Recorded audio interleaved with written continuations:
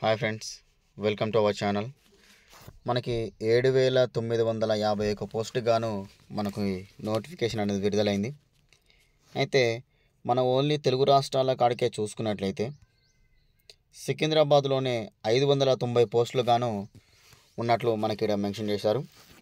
భువనేశ్వర్లో 175, బిలాస్పూర్లో 472, చెన్నై 652, కోల్కతా 660, ముంబై 1377, సికింద్రాబాద్లో ఒక 590 పోస్టులు ఉన్నట్లు మనకి నోటిఫికేషన్లో మెన్షన్ చేశారు. అర్హత ఉన్నవారు ఒకసారి మనకి ఇటువంటి ఏ విధమైన పోస్టు అని చూసుకున్నట్లయితే జూనియర్ ఇంజనీర్ పోస్టులకు సంబంధించి సంబంధిత విభాగంలో 3 ఏళ్ల డిప్లొమా పూర్తి చేసుకున్నవారు దరఖాస్తు చేసుకోవచ్చని మెన్షన్ చేశారు. డిప్లొమా చేసిన వ్యక్తులు ఎవరైనా సరే మనకి అప్లై చేసుకోవచ్చు. వయస్సు దగ్గరికి చూసుకున్నట్లయితే 18 సంవత్సరాల నుంచి 36 సంవత్సరం మధ్యలో ఉండాలి.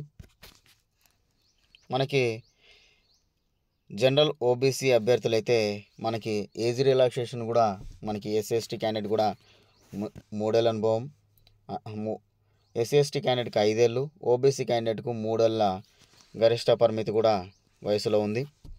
పరీక్ష ఫీజు చూసుకున్నట్లయితే జనరల్ అభ్యర్థులకు 500, ఎస్సీ/ఎస్టీ మహిళ, దివ్యాంగులు, ట్రాన్స్జెండర్లు, మైనార్టీలు, ఈబీసీలకు 250. స్టేజ్ 1 హాజరైతే జనరల్ అభ్యర్థులకి 400 రూపాయలు, మిగిలిన విభాగంలో 250 రూపాయలు అనేది మనకి ఇక్కడ మెన్షన్ చేశారు.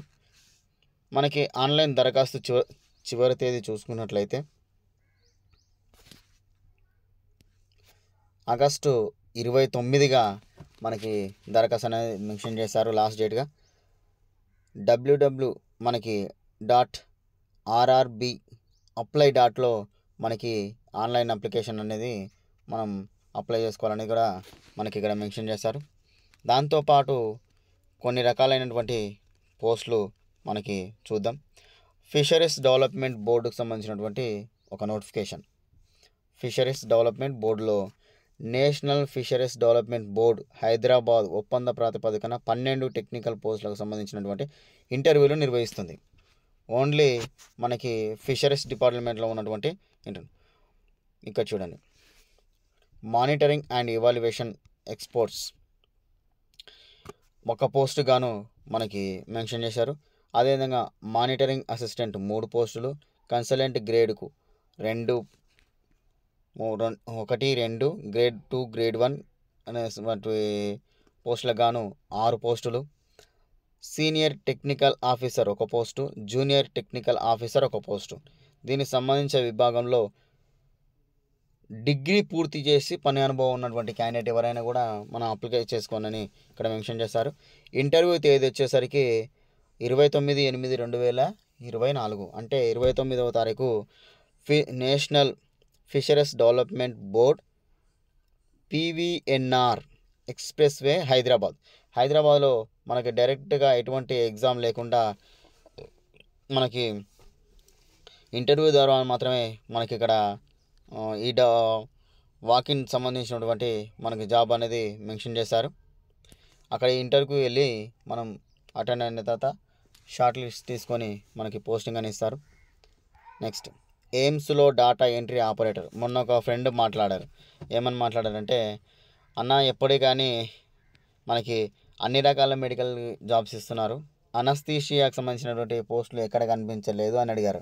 ఇక్కడ చూడండి, అనస్థీషియాకి సంబంధించినటువంటి పోస్ట్ అనేది ఇక్కడ ఉందని ఒకసారి నేను గుర్తు చేస్తున్నాను. ఇక్కడ మనం ఎయిమ్స్కి సంబంధించినటువంటి ఒప్పంద ప్రాతిపదికన 34 పోస్టుల గాను దరఖాస్తులు నిర్వహిస్తుంది. Data entry operator 7, lab technician 7, multi tasking staff 6, technology OT patient care management 2, radiographer 7. అర్హతకు సంబంధించినటువంటి BSc laboratory technology, medical science, anaesthesia, operation theatre technology, radiography ఉత్తీర్ణతో పాటు పని అనుభవం అనేది కూడా ఉండాలని మెన్షన్ చేశారు. 18 ఏళ్ళ నుంచి 40 ఏళ్ళ మధ్యలో అంటే ఏజ్ రిలాక్సేషన్ అనేది 18 ఇయర్స్ నుంచి 40 ఇయర్స్లో ఉండాలని మెన్షన్ చేశారు. దరఖాస్తు చివరి తేదీ 27/8 అంటే ఆగస్టు 27వ తారీఖు లాస్ట్ దరఖాస్తుగా మెన్షన్ చేశారు. ఇక్కడ మనకు డాటా చూసుకున్నట్లయితే, వెబ్సైట్ చూసుకున్నట్లయితే www.becil.com అటువంటి వెబ్సైట్లో మనం అనేది అప్లై అనేది చేసుకోవాలి. మనకి నెక్స్ట్ పోస్ట్ చూసుకున్నట్లయితే నల్సార్లో ఫ్యాకల్టీ పోస్టులు. ఇక చూడండి, నల్సార్ యూనివర్సిటీ ఆఫ్ లాకు సంబంధించినటువంటి పోస్టులు అనేది ఇక్కడ 33 పోస్టులు గాను ఇక్కడ మెన్షన్ చేశారు. Assistant professor 18, associate professor 8, professor 7, మొత్తం కలిపి 33 పోస్టులు గాను మనకి నోటిఫికేషన్ అనేది విడుదల చేశారు. విభాగంలో అంటే లా, మేనేజ్మెంట్, సోషియాలజీ, ఎకనామిక్స్ సంబంధించినటువంటి విభాగాల్లో మనకు పోస్టింగ్ అనేది ఇస్తారు.